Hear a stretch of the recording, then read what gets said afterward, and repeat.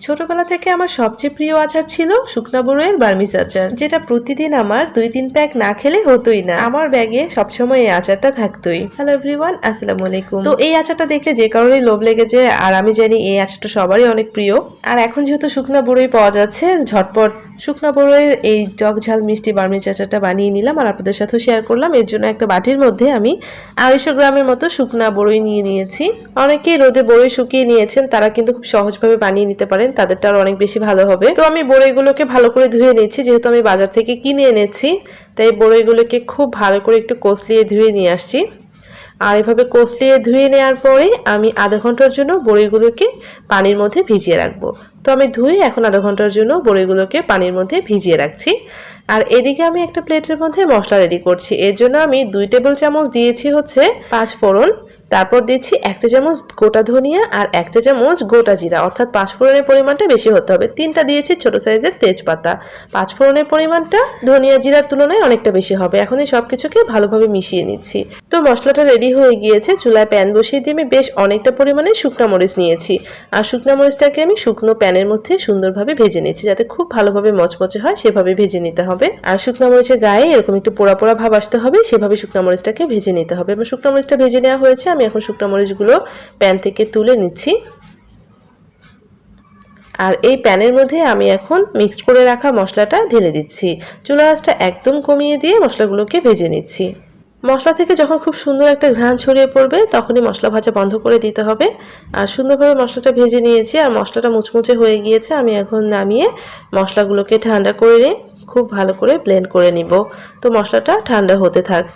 এদিকে আধা ঘন্টা হয়ে গিয়েছে, বড়িটা কিন্তু বেশ অনেকটা নরম হয়ে গিয়েছে। তো আধা ঘন্টা ভিজিয়ে রাখলে বড়িটা কিছুটা নরম হয়ে যায়। তো আমি এখন চুলায় আবারও কড়াই বসিয়ে দিয়েছি। কড়াই বেশ অনেকটা পানি দিয়েছি আর পানিটাকে একটু গরম করে নিব। যখন পানিটা এরকম গরম হয়ে আসবে, তখন আমি এর মধ্যে শুকনো বড়িগুলো দিয়ে দিচ্ছি। তো সবগুলো বড়ই আমি পানির মধ্যে দিয়ে দিয়েছি। এখন আমি একটা বলক আসার জন্য অপেক্ষা করছি। যখন এরকম একটা বলক চলে আসবে, তখন আমি চুলার আঁচটা বাড়িয়ে দিয়ে ঘড়ি ধরে 4 থেকে 5 মিনিট বড়িগুলোকে সিদ্ধ করে নিব। জাস্ট 4 থেকে 5 মিনিট, 5 মিনিটের বেশি না। 5 মিনিট পর্যন্ত সিদ্ধ করে নিলেই হয়ে যাবে। বেশি সিদ্ধ করে নিলে দেখা যাবে বড়িগুলো ভর্তা হয়ে যাবে। তো 5 মিনিট আমি ঘড়ি ধরে এভাবে সিদ্ধ করে নিয়েছি।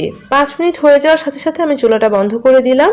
এরপর আমি এখন বড়িগুলোকে একটা স্ট্রেনারে তুলে নিচ্ছি, যাতে এক্সট্রা পানিটা নিচে পড়ে যায়। আর আমি এভাবে তুলে নিয়ে বড়িগুলোকে এখন ঠান্ডা করে নিব। ফ্যানের বাতাসে একটু ঠান্ডা করে নিলেই দেখবেন যে খুব দ্রুত ঠান্ডা হয়ে গেছে। তো আমি কিছুক্ষণের জন্য ফ্যানের বাতাসে দিচ্ছি, যাতে ভালোভাবে ঠান্ডা হয়ে যায়। এদিকে মশলাগুলো রেডি করে নিই। প্রথমে আমি মরিচটাকে খুব ভালো করে ব্লেন্ড করে গুঁড়ো করে একটা প্লেটে ঢেলে নিয়েছি। তারপর ভেজে রাখা মশলাগুলো ভালো করে গুঁড়ো করে নিয়ে আসছি। মরিচের ঝালটা আপনারা অবশ্যই আপনাদের স্বাদ মতো দিয়ে নেবেন, একবারে সবটা দিয়ে দিবেন না, অল্প অল্প করে অ্যাড করে নেবেন। এখন আমি এই মশলাটাকেও ভালোভাবে গুঁড়ো করে নিয়ে প্লেটের মধ্যে ঢেলে নিয়েছি, যে প্লেটে আমি মরিচটা ঢেলে নিয়েছিলাম। আর এখানে আমার মশলাটা অনেক বেশি হয়ে গিয়েছে, তাই আমি মশলাগুলোকে তুলে রাখছি।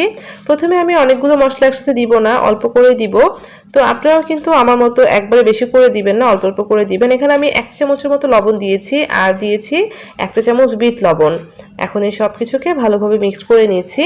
লবণটাও কিন্তু আপনারা মশলাটা মিক্স করে নেওয়ার পরে অ্যাড করবেন, যাতে আপনারা আপনাদের স্বাদ মতো তৈরি করতে পারেন। অনেকে খুব বেশি লবণ খেতে পছন্দ করে না, আবার অনেকে খুব কম লবণ খেতে পছন্দ করে না। তো এটা অবশ্যই আপনাদের টেস্ট অনুযায়ী দিয়ে নেবেন। তো আমি মশলাটা দেখেন খুব ভালো করে মিক্স করে নিয়েছি।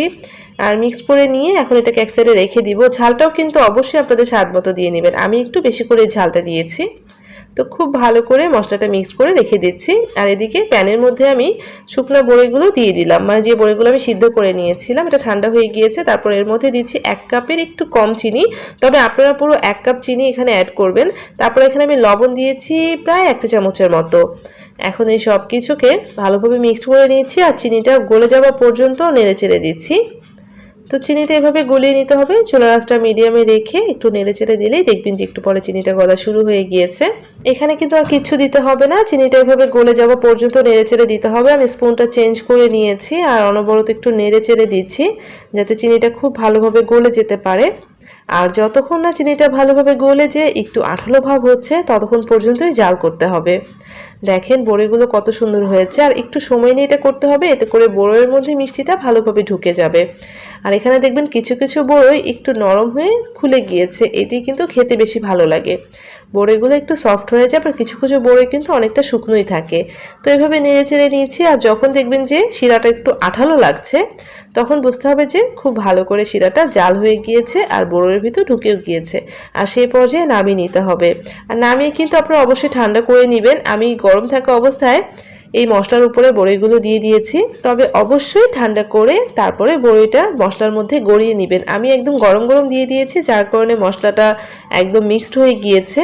তো অল্প অল্প করে এভাবে মশলার মধ্যে গড়িয়ে নিলেই হয়ে যায়। আর আমি সবটা বড়ি একসাথে দিয়েছি, আমার সময় কম ছিল তাই আমি ঝটপট করে নিয়েছি। আপনারা অল্প অল্প করে বড়ি দিয়ে মশলা মিক্সড করে আলাদা একটা পাত্রে তুলে নেবেন। আর অবশ্যই ঠান্ডা হয়ে যাওয়ার পর করবেন, তাহলে দেখবেন যে এক্সট্রা শিরাটা বড়ির মধ্যে লেগে গিয়েছে আর এক্সট্রাভাবে মশলার সাথে মিশে যাচ্ছে না। তো আমি একটু চামচ দিয়ে মশলার সাথে মিক্সড করে নিয়েছি। তো অবশ্যই আপনারা এই কাজটা করবেন। আমি যেটা করেছি, আমি একটু গরম থাকা অবস্থায় অ্যাড করে নিয়েছি, যেহেতু বলেছি সময় কম ছিল। তো মশলাটা মিক্স করে নিয়েছি। আর অবশ্যই মশলাটা আপনারা আপনাদের স্বাদ মতো দিয়ে নেবেন। দেখেন ভিতরটা কতটা সফট আর জুসি হয়েছে, দেখে কিন্তু জিভে পানি চলে আসছে। আমি এখন এগুলোকে আলাদা একটা প্লেটে শিফট করে নিব, যাতে এক্সট্রা যে মশলাটা রয়েছে সেটা ওই প্লেটে থেকে যায়। তো আরেকটা প্লেটে আমি হাত দিয়ে এভাবে একটু ছড়িয়ে ছড়িয়ে দিচ্ছি। এটা ঠান্ডা হওয়ার পরে একদম ঝরঝরে হয়ে যাবে। তো আপনারা অবশ্যই ঠান্ডা হওয়ার পরে মশলার মধ্যে গড়িয়ে নেবেন। তো দেখে নিলেন কত ঝটপট আমি টক ঝাল মিষ্টি বড়ইয়ের বার্মিজ আচার বানিয়ে নিলাম। তো বড়ইয়ের বার্মিজ আচার তো আমাদের সবারই অনেক পছন্দ। তো শুকনো বড়ি থাকতে থাকতে আপনারা ঝটপট বানিয়ে ফেলুন। আমার রেসিপি যদি ভালো লাগে প্লিজ একটা লাইক দিতে ভুলবেন না।